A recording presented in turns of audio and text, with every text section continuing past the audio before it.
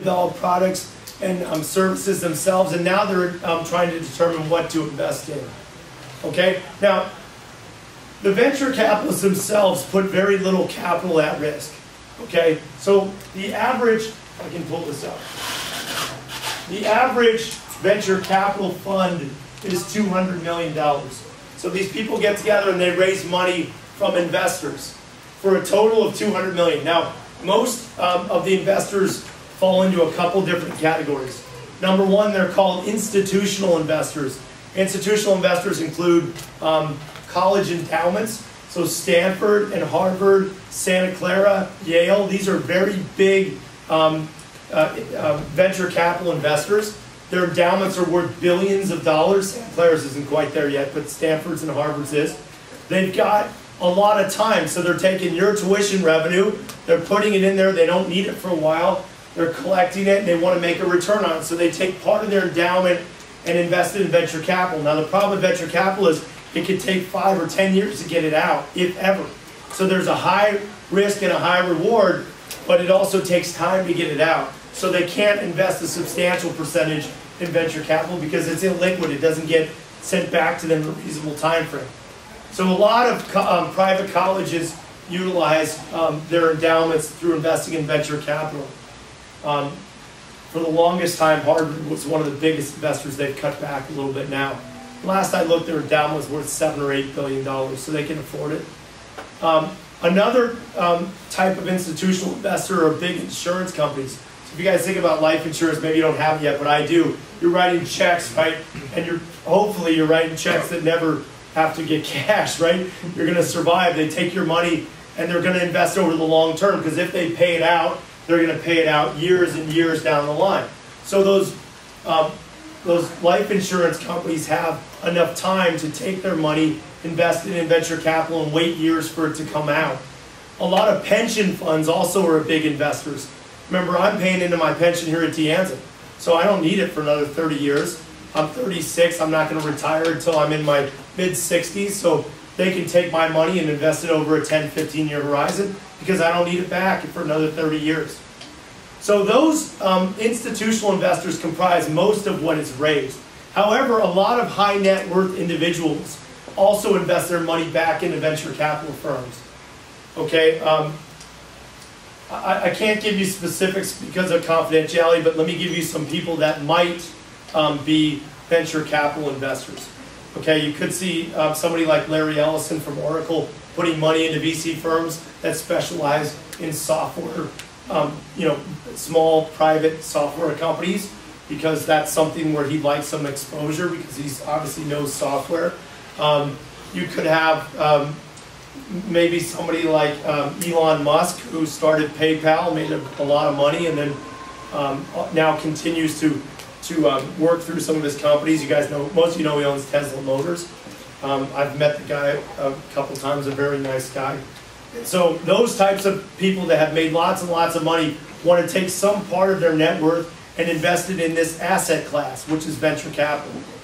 So the VCs go around and they meet all these people and they get firm commitments. They draw up a partnership agreement, and in the partnership agreement outlines the economics. Now here's the first most important thing about VC, which is nice.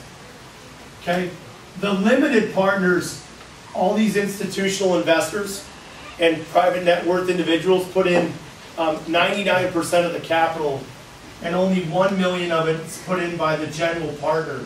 Those are the VCs. So they're going to take $200 million to invest, and they only have to put up $1 million. Let's see, 1% would be 2, right? So $2 million of it. That's it. So maybe there's 10 of them, and I know $2 million seems like a lot of money, but to these people it's nothing. Okay? So they put very little capital at risk. And you might ask yourself, well, this doesn't seem fair. Why do they get to put so little capital at risk? Remember, without their expertise and their access and their experience, these people would be investing blindly. So number one, they're not going to get the opportunities. So when Elon Musk raises money to invest in Tesla, anyone in this room, most people don't have access to put the money in. Okay, or you can't find Google, Google can't find you. So the argument is, look, we have the expertise, we're putting up the least amount of capital. Okay, so there's that advantage firstly. Secondly, the venture capitalists are paid a management fee out of this amount. So they're going to be able to receive $200 million staged over time to invest. Some of that money is going to be eaten up in what's called a management fee. And they pay 2.5% usually on this every year. So what's that, $5 million of a management fee? The average venture capital firm has about 25 people in it. That's it. So 25 people split $5 million a year. Now that's assuming that you only have one venture fund. Okay, if you've been around for most of the time, the ones that I've consulted for, they have $1 billion or $2 billion under management. Run the math, right? They're getting $40, $50 million a year to pay the rent and a few people like me and computers. And there's not, this isn't a manufacturing company, right? There's not a lot of expenditures for them.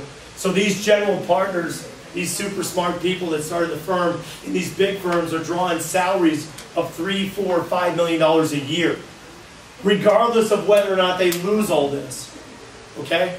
So right away, the VCs are getting a guaranteed check in their pockets, and all of us that work for them get paid as well, which is one of the reasons why I consult exclusively for venture capital firms, so they can write me a nice check every week. Okay? Now, the job here is to take this money. Obviously, some of it gets eaten up in expenses. To take this money and to invest it in primarily private companies. Okay, they can make investments in public companies. Some are excluded from doing it. But the partnership agreement will detail where you're supposed to be putting your money. Okay, so the way it works is the venture capitalists will review business plans. Now, I'm just going to tell you guys from experience, if anyone in this room sent a business plan in, even if it's the next Google, and you send it into Sequoia or Benchmark, they're going to put it in the circular file, which is what? A garbage can. Okay? That's what's going to happen. They don't know you. You don't know them. I have been there. I've been part of the process. The top tier firms receive 20 to 25 business plans a day. Okay? And there's only maybe 10 to 15 investment professionals. They'd be reading business plans all day long. Okay? So for the top tier people, there's a hurdle for entrepreneurs just to get the business plan to the right people. So a lot of times entrepreneurs will either use people like me. Again, I'm not a venture capitalist, but I have contacts of venture capitalists. Will use people that they know that have access to venture capitalists to get the business plans in front of the right people. That's one way to do it. If you don't have any contacts, then there are other ways to get your business plans in front of the venture capitalists. Some include getting what we call angel money. So as I mentioned earlier, a lot of times these these individuals that have amassed a small fortune in a particular industry will decide to put some of their money inside venture capital firms as investors. And some of them will actually write checks individually to companies that they have a familiarity with in the industry. So, for example, Larry Ellison might be an angel investor, and he might be investing in young entrepreneurs forming startup companies, either directly or he might form a little alliance with other people, other angels. And there's a lot of firms in the area here called like the Band of Angels, okay, where you get a bunch of angel investors together and they start funding small deals. If you can get your angel funding, you get the money, they take some ownership of your company, certainly, to be compensated, and then they have the contacts with the venture capital firms, and then they can introduce you to the VCs to get your company funded by venture rounds. So there are, flying blind's really tough, okay? So, and remember, if you're able to do things in business after you graduate, and you work for a big company, you're building a network, and so you might meet some people, again, that have friends. It's that whole Kevin Bacon thing, right? The 7 degrees of Kevin Bacon. You can find an actor, you find 7 times that you can find Kevin Bacon, okay? Same thing happens in business. If you work for Cisco or Yahoo or eBay, and the person next to you is going to have contacts, and you're going to build a network. So you might be able to find a venture capitalist later on. But setting a business plan in blind doesn't work, okay? So they get the business plans they want to look at, they evaluate them, and then if they think it's a good deal, they'll bring the deals to the partnership. So at a venture firm, don't ever call a venture firm on a Monday. On Mondays, all the partners are in a conference room talking about the existing portfolio of companies plus the new deals. And then they'll invite 1 or 2 companies to the conference room to do a presentation. And one of the coolest things